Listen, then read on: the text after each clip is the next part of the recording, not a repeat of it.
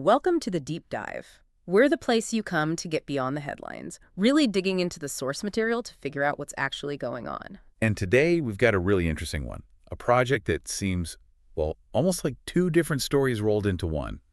We're looking at A0X on the base chain. Exactly. It's this fascinating contradiction, right? You look at the team, the tech they're building, it seems impressive, high-level stuff. Highly impressive. We're talking about developers with serious credentials, people winning grants, launching tech with big names involved. It looks solid on paper, technically speaking. But then you look at the other side of the ledger, the token, and it's a disaster. It lost, what, something like 87% of its value in just a couple of months. Just 7 weeks, yeah, an absolute catastrophic crash. So that's the puzzle, isn't it? How do smart, clearly capable people end up launching something? Well, a financial token anyway. That tanks so hard, so fast. That's exactly our mission today. We're doing a deep dive based on what you, the listener, asked us to look into. We need to cover three main areas. Okay, so lay them out for us. First, the people. Who is this team? What are their actual backgrounds, their track records in Web3? Are they legit? Right, credentials matter. What's number two? Second is the product and the vision. What are they actually trying to build? What's their official plan according to their website and social media? And crucially, how often are they actually talking about it? Are they engaged? Okay, team, vision, engagement. And the third piece, I'm guessing this is where the token comes in? You guessed it. The third piece is absolutely crucial. We have to look at the money side. What does that dramatic price history tell us? And maybe more importantly, what does the structure of the token contract reveal about whether this project was ever really built to last? So we're trying to square that circle, the technical promise versus the, frankly, brutal financial reality. They're working on AI agents, decentralized social stuff. Sounds cutting edge. It does. But that token performance, Yeah. it just screams fundamental flaws in the financial design, doesn't it? It certainly points in that direction. Okay, let's unpack this. Where do we start? The foundation, I guess. The team. Makes sense. Let's start with the founder. His name is Daniel Beltran V. You might see him on X, Twitter, as Vive Jangyel. He's an entrepreneur from Chile. Okay. And what's his background? Is he a long-time crypto guy? Well, he's definitely seasoned, about 10 years of experience listed, Mm-hmm. but it's incredibly broad. We're talking electrical engineering, founding startups, e-commerce, even cybersecurity and social networks. It's a lot. That is diverse. Adaptable, maybe. But does electrical engineering or e-commerce really prepare you for, designing sustainable crypto tokenomics? That jump feels pretty big. That's a fair question. I mean, they're very different fields. So how did he specifically get into this intersection of AI and crypto? What was the path? Looking at his recent history, there's a clear strategic move into Web3. From late 2022, specifically December, up until August 2024, he was the CEO of a company called ZURF. ZURF. Okay, what did they do? They were building an on-chain DX, a decentralized exchange, but specifically for short videos. And it used creator tokens built on Lens and Farcaster protocols. So he was leading teams right in that social fi tokenization space. Okay, so that context is key. He wasn't just like a random engineer deciding to launch a coin. He's been embedded in decentralized social tech creator economies for years. Exactly. Wasn't out of the blue. Moving towards building AI agents on Base, especially ones tied to identity and knowledge, like these on-chain mines, it seemed like a pretty logical next step from that ZURF experience. Right, it connects the dots. But a founder needs a team to actually build the thing, right? Especially the complex tech stuff. What about the developers? Good point. The vision needs execution. The core team isn't huge, which is pretty normal for a startup in this space. But the key thing from the sources is that the three main members, they'd already been working together for over 2 years. Oh, interesting. On what? On similar projects, actually. Social fi, tokenization, even on-chain AI stuff. So they weren't starting from scratch as a team. They already had that working relationship, that shared experience. Yeah. That's a big plus. Definitely helps with speed and communication. Okay, so who are these developers? Because you mentioned their credentials were impressive. They really are, especially when you contrast it with the token outcome later. First, there's Matias Palomo. He's listed as a full-stack developer, blockchain expertise. His GitHub is public Mati SP96, so there's some transparency there. It's like a solid dev. Who else? The other core developer is Claudio Condor. And his background, well, it's quite something. He's also a full-stack developer and blockchain architect. 5+ years specifically in Web3 ecosystems, Solana, Ethereum, Flow. Yeah. So major platforms. Experience across multiple chains, that's valuable. It is. But it gets better. The guy's apparently a 3X hackathon winner. Wow. Okay, so he can build fast and deliver under pressure. Hackathons are intense. Exactly. And critically, one of those wins was first place at the Based Latam hackathon. Based Latam. So directly related to the base ecosystem where A0X launched. That's not just general skill, that's specific validation within that environment. Precisely. It shows he knows the base stack. Mm-hmm. But there's another layer here that really stands out. What's that? He's a former university professor. A professor? In what? Blockchain. He apparently pioneered a blockchain curriculum for over 300 students. Okay, hold on. A former blockchain professor, multiple hackathon winner, specific base ecosystem award. This guy sounds like he really knows his stuff, both theory and practice. Right. That's the thing. You look at these credentials, the experienced Web3 founder, the professor/hackathon champ architect, the experienced full-stack dev who's worked with them for years. It creates this huge question, doesn't it? How does a team that looks this strong on paper, technically speaking, how do they seem to miss something as fundamental as, well, tokenomics design? That is the absolute core question we need to wrestle with in this deep dive. Because analyzing the team in isolation, you'd think this was a high-caliber, serious development effort, not some fly-by-night operation. Yeah, it doesn't feel like amateurs. Not at all. Which makes the financial side, the token collapse we'll get into, even more puzzling and, frankly, more important to understand. It suggests the failure might have been less about technical ability and more about, well, financial design or strategy. Okay, so we've established the team is, technically at least, very credible. Let's move to that second area you mentioned. The product, the vision, and how they communicated it. What were they actually building? Right. So the official vision, stated on their site, A0X.co, is pretty grand. Democratizing access to the brightest minds on chain. Brightest minds on chain. Okay, marketing speak. What does that mean in practice? They're building what they call on-chain minds. Think of them as AI agents, but very specifically designed. How so? Different from just a standard chatbot. Yeah, the goal is deeper replication. They aim to replicate an individual's knowledge base, their persona, even their judgment patterns and communication style. The idea is to create these functional digital clones of experts or personalities, but living on the blockchain. Digital clones. That sounds ambitious. And potentially a little creepy, but technically interesting. How do they claim to do that? They outline a four-step process. First is knowledge upload, basically feeding the AI the data. Then training and feedback, refining the persona, making it act like the target individual.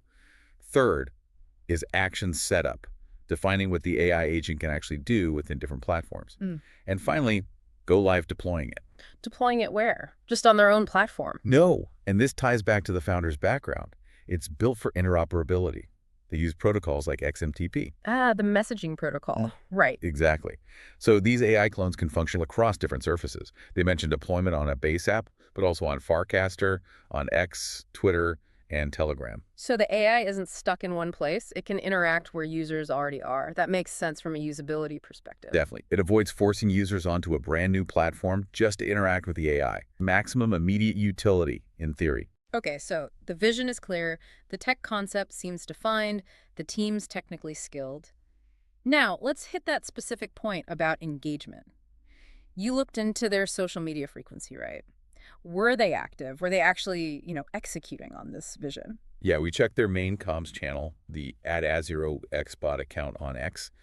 It had nearly 3,000 followers at the time of analysis, and the activity level, it was consistent. Regular posts, updates, they weren't silent. Just posting updates, or were they doing more, like promoting, networking? Definitely more than just updates. They were actively promoting the project, engaging in partnerships, participating in events. We found a pretty clear timeline of achievements that shows they were executing, not just talking. Okay, walk us through that timeline. What were the key milestones? It really picks up around mid-2025. In July, they got into the Base Batch Accelerator. That's a pretty big deal, run by Base itself. Right. Getting into an official accelerator is good validation. How did they do? They did well. Shared second place finish in their batch, Yeah. batch #001. And that came with a $40,000 grant directly from Base. $40,000. Wow. Okay, that's significant seed money and a stamp of approval from the chain they're building on. But let me push back a bit here. Sure. Given what happened later with the token, does that Base grant feel more like Base saying, yeah, these guys can code, the tech is interesting for our ecosystem, rather than, yeah, their whole plan, including the financial part, is solid? That's a really important distinction to make. I think you're right. An accelerator grant, especially early stage, is often focused heavily on the tech potential, the team's ability to build, and the alignment with the platform's goals. It's typically not a deep audit of the long-term tokenomics or financial sustainability. Right. So validation, yes, but maybe specific to the tech side. What happened after the accelerator? They leaned into education and community building. In September 2025, the founder, Daniel Beltran, actually gave the kickoff talk for something called Build Week, What was that? an educational event focused on smart contracts and AI, specifically on Base. And it was co-organized by A0X themselves, along with Campus on-chain and Base, so they were positioning themselves as thought leaders, educators within the developer community. Smart move. Embed yourself with the builders. Builds credibility. Exactly. And they seem particularly focused on the Latin American Web3 scene, based on some of the events. Okay, what else? Any other programs or major steps? Yep, momentum kept building. In October 2025, they got selected for another accelerator program, this one called Accelera, run by Odiaza Labs. Another one. They were really working the accelerator circuit. Seems like it. This one was geared towards refining their business model, and it led to them being scheduled to pitch at DevConnect down in Argentina in November. So consistently hitting milestones, getting recognized, getting opportunities to present on bigger stages. They were definitely making progress through those established industry channels. Networking, funding, visibility. Checks those boxes. For sure. And then came probably their biggest, most high-profile execution moment. Ah, this must be the Jesse Pollack thing. That's the one. November 6th, 2025, they officially launched Jessix Bird, Which an one? AI clone, an on-chain mind of Jesse Pollack himself, the founder of Base. Wow. Okay. Cloning the founder of the chain you're building on, that takes guts. And presumably his permission. One would certainly hope so. Yeah. Yeah, it was an official launch. The AI agent was deployed on the Base app, accessible via Telegram too, and they didn't just launch it, they built a campaign around it. How so? They ran a contest. Builders who interacted with the AI clone in innovative ways could win one-on-one mentorship sessions with the real Jesse Pollack. Okay, that's smart. Leverages the big name, demonstrates the tech's capability, presumably the clone was decent, and offers a genuinely valuable prize to the community. That's high-level execution. Absolutely. Real product, major partnership, immediate utility demonstrated, community engagement. It ticked all the boxes for a successful launch event. It really paints a picture of a team that knows how to build and knows how to promote, doesn't it? It does. Which makes the next point, a key weakness you identified, even more jarring. The documentation gap. Exactly. There's this stark contrast between their slick promotion and partnership execution. Yeah. And, well, the lack of foundational transparency. They're active on social media, sure. But finding a detailed, public, technical white paper like you'd expect from a serious long-term project. It's missing. It appears to be, yeah. Compared to established projects aiming for real decentralization, that's a noticeable, significant weakness. Why is a white paper so critical? What kind of information are we missing without one? Oh, crucial stuff. A good white paper should lay out the long-term technical architecture. How does the system really work under the hood? For A0X, how are these AI agents verified decentrally? What's the quality control mechanism? How does the A0X token actually fit into this? What are the precise economic mechanics, emission schedules, value capture? How does it all work together sustainably? So the blueprint for the future, essentially, especially the economic future. Precisely. Without it, you're left guessing about the core design, relying just on marketing announcements. That level of deep technical and economic detail, it just wasn't readily available. It raises questions. So they nailed the tech build, the partnerships, the hype, but maybe skip the homework on explaining the long-term financial structure? That seems to be the case, and that brings us right to the edge of the cliff, doesn't it? The price collapse. Yeah. The elephant in the room, all this technical skill, the partnerships, the grants, and yet the token's performance was just brutal. Brutal is the right word. Let's just run through the numbers again quickly, just to grasp the severity. Yeah. The all-time high, the peak, was around $0.0000100 to .00001 or 2.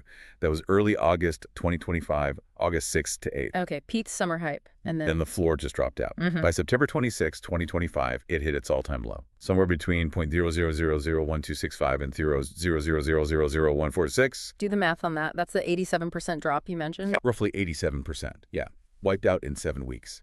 And even now, as of our analysis date in November, it's only recovered partially, hovering around 0.0000036 to 0.00004, still way, way down. An 87% loss in under 2 months. That doesn't just happen because of one thing, usually. It takes a combination of factors, right? Let's break down the causes. Were there external things happening? Bad timing. There definitely were external factors at play. The timing of the crash, late August into September 2025, was right in the middle of a notoriously rough period for crypto markets. People often call it Red September. Yeah, September is often a bad month historically, isn't it? It often is. And that specific period in 2025 saw massive turbulence across the board. We're talking a huge market cap wipeout globally. Something like $162 billion vanished from the total crypto market cap. Wow, so the whole market was bleeding. Heavily. And there are seasonal reasons for that. Often you get end of summer liquidations, maybe people taking profits after summer rallies. Institutions sometimes pause. Liquidity just dries up. It's the September effect people talk about. And A0X, being a smaller, newer token, a microcap, it would be particularly vulnerable to that kind of market-wide panic selling, right? Hugely vulnerable.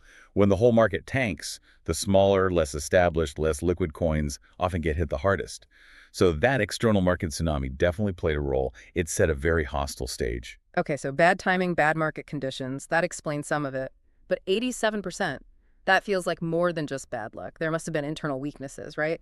Flaws within the project itself that made it crumble so badly. Absolutely. The external factors might have lit the fuse, but the bomb was arguably built into the project's own structure.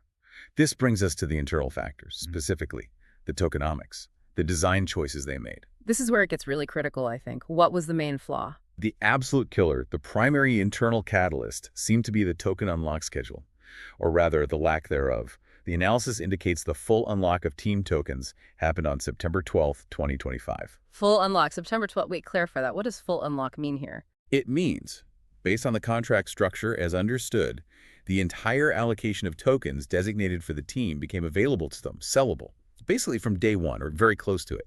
There was no vesting period, no cliff. No vesting at all. So the team could, in theory, dump their entire bag immediately after launch. In theory, yes. And this is just, it's Crypto Tokenomics 101 what not to do. It completely violates fundamental best practices. Let's compare that. What should it look like? What's the standard for a credible project? Oh, standard practice is completely different. You typically see minimum a 12-month cliff, meaning the team gets 0 tokens for the first year. Absolutely none are unlocked. Okay, a 1-year waiting period. Then what? Then, after that cliff, you'd see linear vesting. Their tokens unlock gradually, maybe monthly or quarterly, over the next, say, 24, 36 months. So it might take 3 or 4 years total for them to get their full allocation. And why is that standard practice? What's the point of locking up team tokens for so long? It's simple. Incentive alignment. It forces the team to stick around and keep building for the long term. If their payday is years down the road, and depends on the project actually succeeding and the token having value, they're financially motivated to make it work. It prevents a quick pump and dump. But AX didn't have that immediate access. Exactly. No built-in incentive alignment through the token structure. The team could sell right away. Now, we don't know if they did sell heavily, but that's almost beside the point. How so? Because the market knows they can. Yeah. Everyone can see the contract, see the lack of vesting. So there's this massive overhang. The knowledge that potentially billions of tokens held by the team could hit the market at any second. It creates enormous psychological selling pressure. It kills confidence. Especially when the wider market is already tanking, like in Red September. Precisely. You have the external storm brewing, and then the market looks at AX and sees this huge internal vulnerability. The team's unlocked tokens. It's a recipe for disaster. Okay, so that's a massive structural flaw. What else? Were there other internal issues? Yes. Compounding that unlock problem were issues with liquidity and trading volume. Meaning there just wasn't much money actually trading the token day to day. And DX has this enormous supply, right? Nearly 100 billion tokens.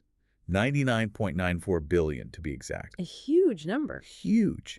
But the typical daily trading volume, it was tiny in comparison, often just between $150,000 and maybe $460,000. For a token with that many units floating around, that volume is dangerously low. It's incredibly thin. Explain why thin volume is so dangerous. What happens mechanically when someone tries to sell a significant amount into a low volume market? It causes chaos. A0X trades mainly on DXs like Uniswap, Aerodrome. These work using liquidity pools and order books. If the volume is low, it means the pools are shallow, the order books are thin, there just aren't many buyers lined up at the current price. So if a big sell order comes in, It can't be absorbed smoothly. The seller faces massive slippage. To sell all their tokens, they have to accept worse and worse prices as they chew through the thin buy orders. A single large sell could just obliterate the price downwards in one go. and that initial sharp drop probably triggers panic, stop losses from other holders. Exactly. It creates a cascade, a waterfall effect. Right. Instead of a gradual decline, you get these sudden, steep cliffs in the price chart. The low liquidity acts like an amplifier, turning what might have been moderate selling pressure into a catastrophic price dump. So the lack of vesting created the potential for a big dump, and the low liquidity ensured that if a dump happened, or even just moderate selling, the price impact would be devastating. You've nailed it. It shows a fundamental misunderstanding or perhaps disregard for how these microcap token markets actually function and what's needed to maintain stability. The technical team might have been brilliant, but the financial architecture was fragile. And there's one more internal factor we need to touch on, utility. Did the token actually do anything? Ah, yes.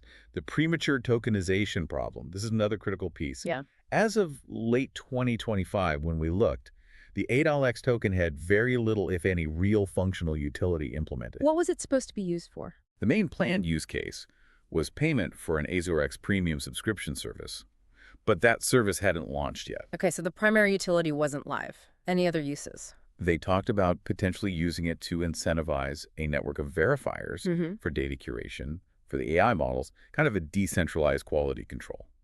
But again, that wasn't implemented either. So in practice, what could you do with the token? Not much, functionally. Yeah. And here's the kicker.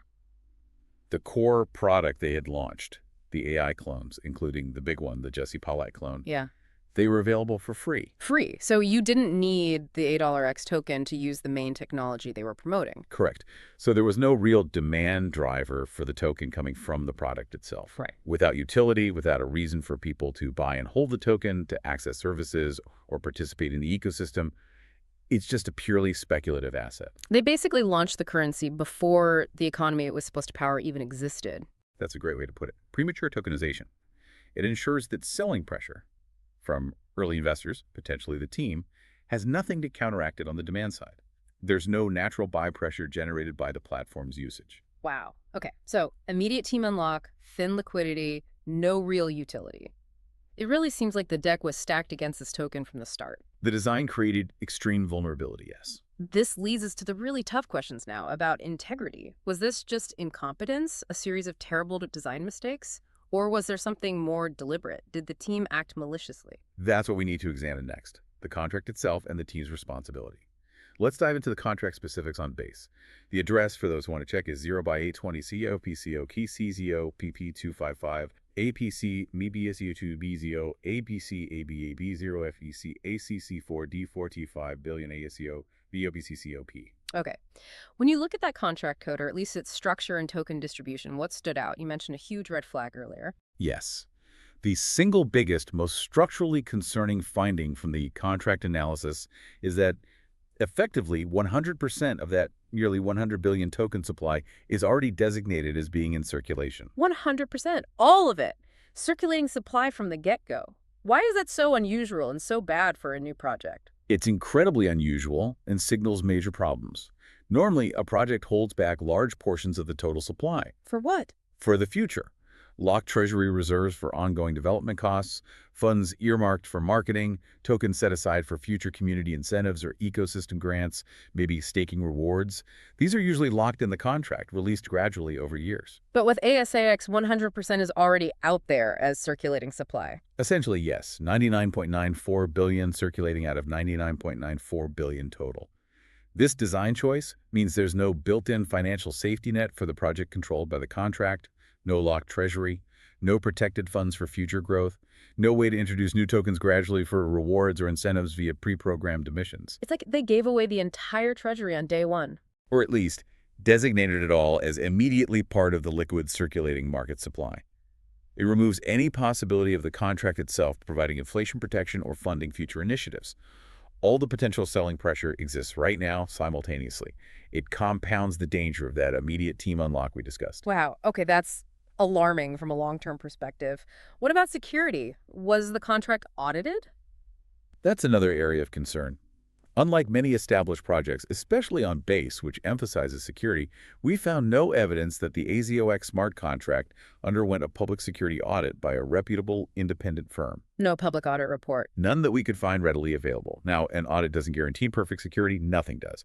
But not getting one, or at least not publishing the results, Mm. it's a major red flag in crypto. It suggests either a lack of due diligence, maybe they rushed the launch, or perhaps they just didn't want that level of scrutiny. It definitely doesn't build trust. Yeah, that's a fundamental best practice they seem to have skipped for a project handling potentially millions in value and billions of tokens. It is. However, and this is critical, despite these massive red flags in design and transparency, we have to be very clear about what we didn't find. Okay, what didn't you find? Malicious code. Exactly. After that catastrophic price crash, the immediate suspicion is often a rug pull or some kind of exploit. But our investigation found no evidence of malicious activity within the contract code itself. Meaning what, specifically? Meaning no honeypot functions that would prevent users from selling, no evidence of the team minting extra tokens secretly to dump on the market, no signs of them using hidden admin keys to drain the liquidity pools or steal funds directly from the contract. So the contract itself, while perhaps poorly designed from an economic standpoint, wasn't apparently coded to actively defraud investors. That's what the evidence suggests. The price collapse seems to have been driven by those factors we discussed. The terrible tokenomics design allowing massive sell pressure, the lack of utility creating no buy pressure, all amplified by thin liquidity and terrible market timing. It wasn't, as far as we can tell, a direct coded theft like a hard rug pull. Okay, that distinction is crucial. It wasn't theft via code exploit. It was maybe market mechanics fueled by incredibly poor structural decisions. You called it a soft rug pull earlier. That term can be contentious, but it captures the outcome. A hard rug is deliberate theft via contract manipulation. A soft reg, in this context, might describe a situation where the founders set up a system so flawed, like immediate unlocks, no utility, that their own exit, or the exit of early whales, inevitably collapses the price and harms later investors, even without direct contract theft. The outcome is similar for retail, but the mechanism is market forces acting on a broken system, not necessarily code malice. So the team isn't off the hook then. They are still responsible for creating that broken system in the first place. Absolutely. They are clearly and significantly responsible for the conditions that allowed the collapse. We can probably pin down 3 main areas of responsibility based on our findings. Okay, what are those 3 cardinal sins of design here? First, poor tokenomics design. Full stop. That immediate 100% team unlock, the 100% circulation, these choices fundamentally broke incentive alignment and market trust. They maximized potential sell pressure from day one. That's on them. Okay, number 1, bad tokenomics. What's 2? Second, premature tokenization. Launching the token before the platform had any real utility or demand drivers, turning it into a purely speculative instrument with no underlying economic activity to support its value, that was a strategic error. Got it. Token too early. And the 3rd? Third, lack of transparency. Failing to publish a detailed technical white paper or a clear long-term roadmap, especially regarding the token's role. This created uncertainty, fueled anxiety, and likely made the crash worse when the market turned sour. People didn't have a solid foundation to believe in. So bad design, bad timing of launch relative to utility, and bad communication about the long-term plan. That seems to be the toxic mix. The extreme 87% decline wasn't just bad luck. It was the result of these fundamental design flaws colliding head-on with unfavorable market conditions and the inherent volatility of microcap assets. Right. So let's try to bring this all together, synthesize this picture. It's really complex, isn't it? It really is. On one hand, you have what appears to be a legitimate, technically very strong team. You've got a seasoned founder with relevant Web3 experience, a star developer who's a former professor and hackathon winner. They're building genuinely interesting tech, these on-chain AI agents. And they're executing, right. Getting into accelerators, winning grants, launching high-profile partnerships like the Jesse Pollack clone. They know how to build and promote. Exactly. All the signals of a competent, driven tech team are there. But all that technical excellence was completely undermined, fatally hampered by disastrous flaws in the token's economic design. At 100% immediate circulation, the lack of team vesting, these weren't minor mistakes. They were fundamental errors that created a fragile, unsustainable financial structure. The contract wasn't malicious, no fraud found there, but the economic blueprint was just broken. Precisely. Broken from the start, it seems. So what's the key takeaway here for you, the listener, trying to make sense of projects like this in Web3? I think the biggest lesson is the crucial difference between evaluating a development team and evaluating a financial asset. They are not the same thing. Explain that more. You can have brilliant engineers building fascinating technology like A0X seems to have. You can judge their skills, their vision, their execution on the tech side, and they might score very highly. But that doesn't automatically mean the token associated with that tech is a good investment. Not at all. The token has its own separate set of rules, its own economic design, its own market mechanics. And if that side is flawed, like it was with A0X, the brilliance of the tech team might not matter for the token's price. A0X, as an investment, was essentially a high-risk, purely speculative bet on the potential of that AI agent technology, not a stable vehicle. The tokenomics ensured extreme volatility was baked in. So you were betting on the engineer's long-term success, but the financial instrument they gave you was almost designed to fail under pressure. That's a harsh way to put it, but functionally. Yeah. Yeah. The quality of the team and the tech wasn't really the question here. Their ability, or maybe willingness, to design a sound currency was. And in this case, the talented team delivered the tech, but the token acted like an anchor, dragging it down the moment the market got rough. It really highlights that tension we see so often in Web3, doesn't it? Technical brilliance meets financial, well, failure sometimes. It's a defining characteristic of this immature market, unfortunately. Okay, let's leave our listeners with a final thought to chew on. Right. Something based on this whole A0X saga. Here's something to consider. We noted that the A0X team continued to have success after the token crash. Yeah. Right? They were still getting into accelerators like a Solera, presenting at events like Build Week, launching the Jesse Pollack clone, Yeah. all while their token price was in the gutter. Right. They kept building and networking despite the financial wreckage. So the provocative question is this. Does that continued technical and partnership momentum signal that the underlying AI technology itself is strong enough, maybe valuable enough, to eventually decouple from and survive its own poorly designed token? Or, ultimately, will the failure and reputational damage of the A0X token inevitably drag down the brilliant minds and the genuinely interesting tech they built? Can the tech outlive the token's failure? Something for you to mull over.